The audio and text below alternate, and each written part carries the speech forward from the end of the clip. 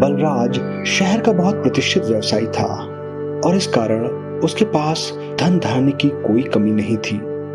एक बड़ा सा घर, काम करने के लिए तमाम नौकर चाकर, बड़ी सी गाड़ी और एक सुंदर सुखी परिवार। ईश्वर ने उसे हर चीज दी थी। वो जी भरकर अपने व्यवसाय में मन लगाता और परिवार के साथ बैठकर खुशियां बांटता। एक दिन वो घर से ऑफिस के लिए निकल ही रहा था कि रास्ते में उसे एक भिखारी मिला।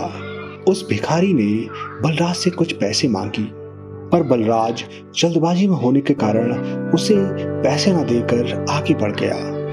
इस पर उस भिखारी ने बलराज को कोसते हुए कहा, साहब, पैसा तो बहुत कमा लिया, पर कुछ धर्म कर्म का काम नहीं किया। ईश्वर कभी तुम्हें स्वर्ग नहीं देगा, तुम नरक में जाओगे। उस भिखारी की बात बलराज को बहुत चुभ गई। वो मन ही मन सोचने लगा, क्या वाकई में वो रुपये पैसे कमाने के चक्कर में धर्म कर्म भूल ही गया है? और क्या वाकई में मरने के बाद उसे नरक की यातनाएं सहनी पड़ेंगी? वो ऑफिस में और ऑफिस से लौटकर घर में भी इन्हीं सब चीजों के बारे में सोचने लगा। उसकी पत्नी को जब ये बात पता चली तो उसने बलराज को बहुत समझाने की कोशिश की कि उस भिखारी ने उसे यूं ही कह दिया है, पर बलराज तो ये बात भूलने वाला नहीं था। कुछ ही दिनों में वो और ज्यादा परेशान हो गया। उसने आसपास के कई बाबाओं, धर्म गुरुओं से चर्चा की कि आखिर उसे स्वर्ग क्यों नहीं मिल सकता और अगर इसका कोई तरीका है तो उसे बताया जाए, पर कोई भी बलराज की मदद को तैयार नहीं हुआ। आखिरकार कई दिनों की मेहनत मशक्कत के बाद बलराज को पता चला कि सुदूर समुद्र किनारे एक बाबा रहते हैं जो वाकई में इतने ज्ञानवान हैं कि वो बलराज की मदद कर सकते हैं। बलराज ने तुरंत ही वहां जाने का निर्णय ले लिया। सब कामकाज अपने मैनेजर को सौंपकर वो उन बाबा को ढूंढने चल निकला। कई दिनों की मेहनत मशक्कत के बाद आखिर वो बाबा के आश्रम पहुंचा और उनके चरणों पर गिरकर अपनी समस्या का निवारण मांगने लगा। बलराज को यूं अपने चरणों में गिरा देख बाबा समझ गए कि आखिर वो किस परेशानी से जूझ रहा है, पर उन्होंने तुरंत ही बलराज से कुछ नहीं कहा। उन्होंने बलराज से कुछ दिन आश्रम में गुजारने के लिए कहा और फिर उसकी समस्या का समाधान करने का वायदा भी किया। बलराज भी खुशी खुशी वहां दिन गुजारने लगा।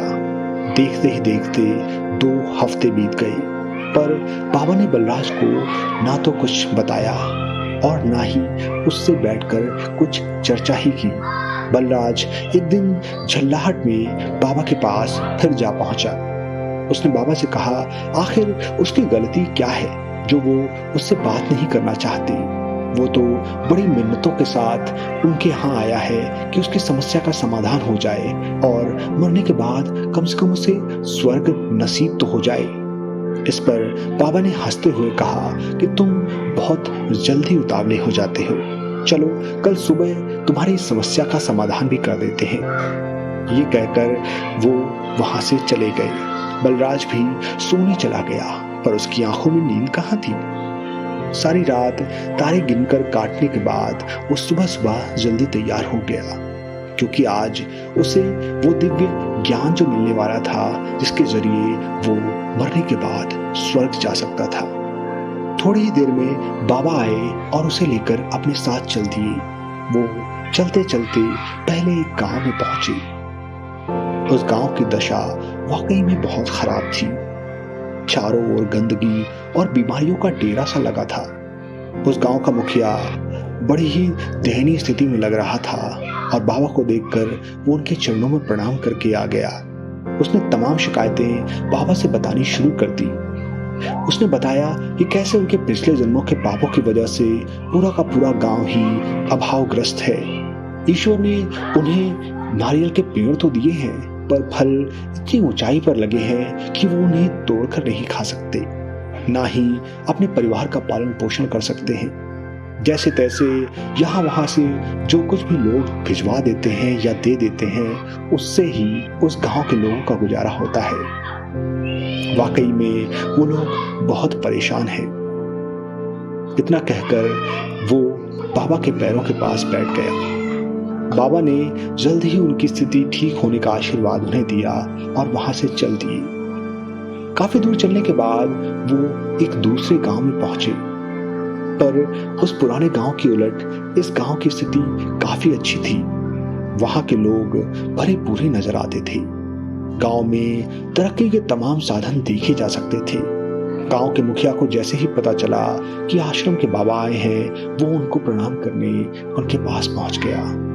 उसने बताया कि कैसे बाबा के आशीर्वाद और ईश्वर की कृपा से गांव में किसी चीज की कोई कमी नहीं है।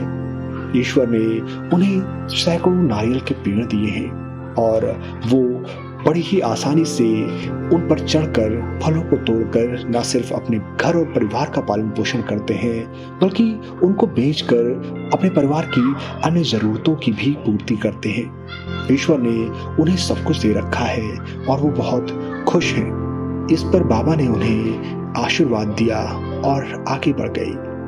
कुछ दूर आगे घूमने के बाद बाबा बलराज को लेकर फिर से अपने आश्रम पहुंच गए।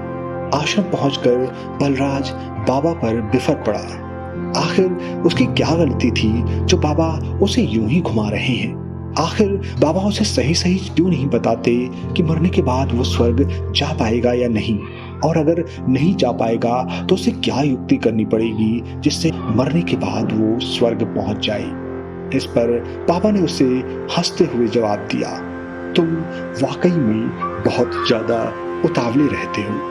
मृत्यु के बाद स्वर्ग या नर्क जैसी कोई चीज नहीं होती, बल्कि स्वर्ग और नर्क हम इसी जिंदगी में बनाते हैं। जैसा कि हम आज जो पहले के गांव में गए थे, वहां के लोगों ने बना रखा था। ईश्वर द्वारा प्रदान तमाम संसाधनों के बावजूद वो संसाधनहीन थे। वो नारियल के पेड़ से फल नहीं तोड़ सकते, ना ही कुछ मेहनत करके ऐसा कर सकते हैं जिससे उनके जीवन में सुधार आ जाए। सो वो नर्क से भी बदतर स्थिति में है। वहीं दूसरे गांव वाले अपनी मेहनत और काबिलियत की बदौलत न सिर्फ नारियल के पेड़ों से फल तोड़ सकते हैं, बल्कि उससे अपने परिवार का पालन पोषण भी कर सकते हैं और खुशियों से अपना जीवन बिता सकते हैं। तो ये स्वर्ग से बढ़कर है। बलराज को अब साफ साफ समझ में आ गया था कि स्वर्ग और नर्क क्या है।